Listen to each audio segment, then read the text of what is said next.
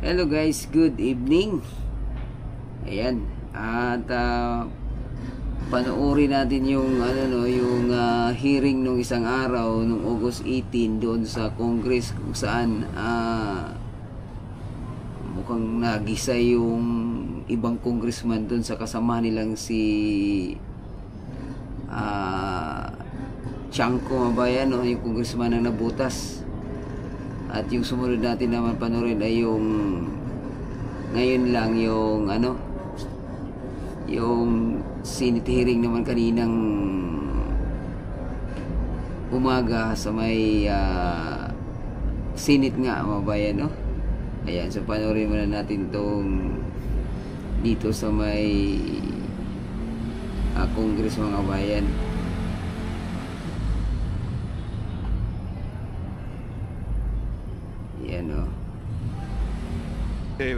We have our resource persons here that probably are wondering why they are listening to all of this, and so that also the briefing can proceed, Your Honor.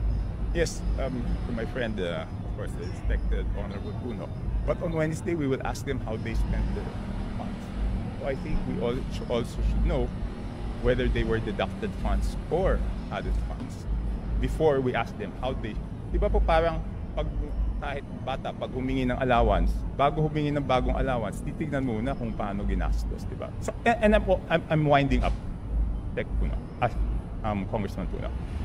No, I am not unhappy with the questions. In fact, some of them are my own questions also. I was just observing that the ruling was that this is a briefing. So I myself have been forced to revise some of the questions I was going to ask. But thank you for your Sino po ang mga miyembro ng small committee at paano sila pinili? As of now, it's an ongoing discussion. It will not be small. The subcommittee on budget amendments. Yes. So we are looking into representatives nominated by each of the political parties, plus the party list coalition, plus members of the minority. So we are looking at least 10 members. So discussions are still ongoing, so I'm unable to say definitively how many the members are and who the members are.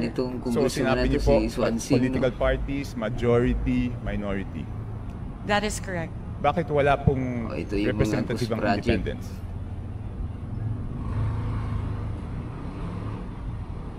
Hindi pa po kami dapat tumingin din sa budget. That could be considered. Thank you very much for pointing that out, Representative Chanco. So, is it a affirmative that the independents will be represented?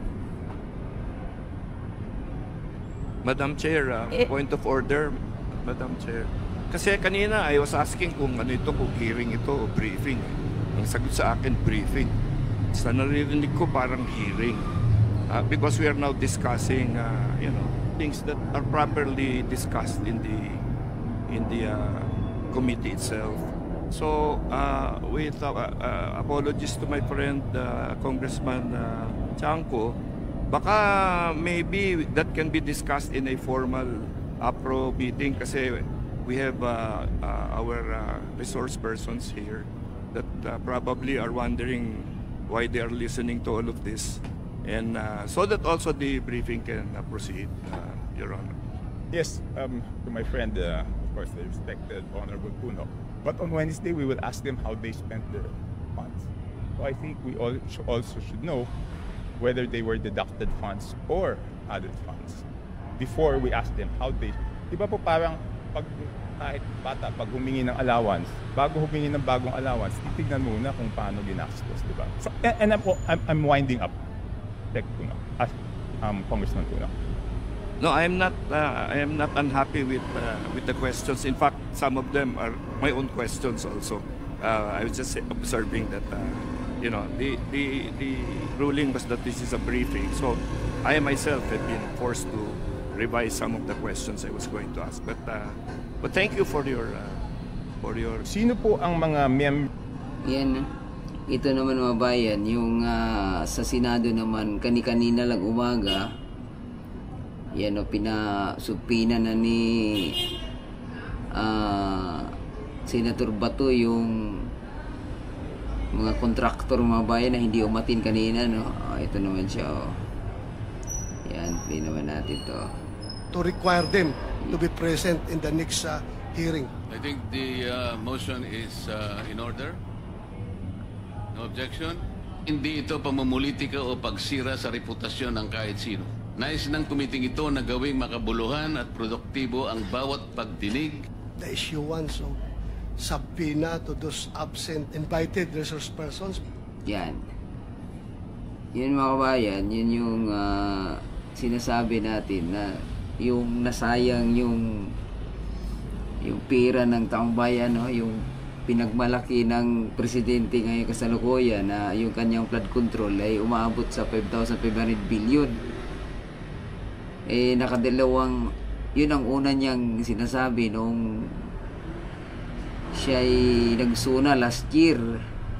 Ay nagsuna naman siya itong huli.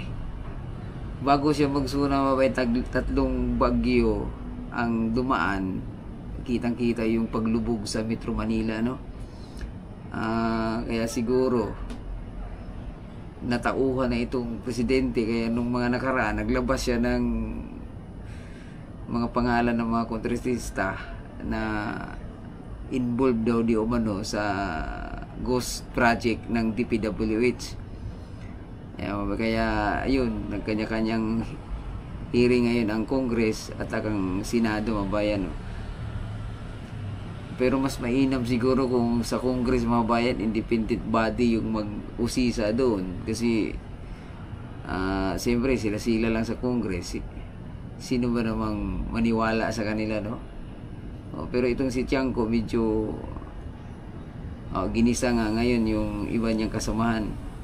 Dito naman sa Senate, mga bayan, yung Blue Ribbon Committee sa pamumuno ni Senator Marcolita, mukhang kapanipaniwala naman kasi unang-una nung nasa Congress pa ito ay talaga namang tinanggalan to lahat ng chairmanship doon sa Congress, no? Kaya siguro ito, at ipinangako rin niya, no, tumakbo siya na kung siya manalo ay hawakan niya ang committee ng ng pinamunuan niya ngayon, yung Blue Ribbon Committee. So sana magtagumpay siya at mailabas talaga kung ano ba talaga ang tunay na nangyari dyan sa flood control, kasi hindi yan biro yung budget dyan at 1.4 billion kada buwan ang 1.4 billion ang budget sa isang araw. Kaya tingnan natin, mga bayan. So sana nagustuhan nyo itong ating reaction video at huwag nyo kalimutang i-share at i-like at mag-subscribe yung mga hindi pa nag-subscribe, mga bayan. Ayan, so hanggang dito na lang muna yung ating reaction video. Adios mga amigo, bye-bye, salamat.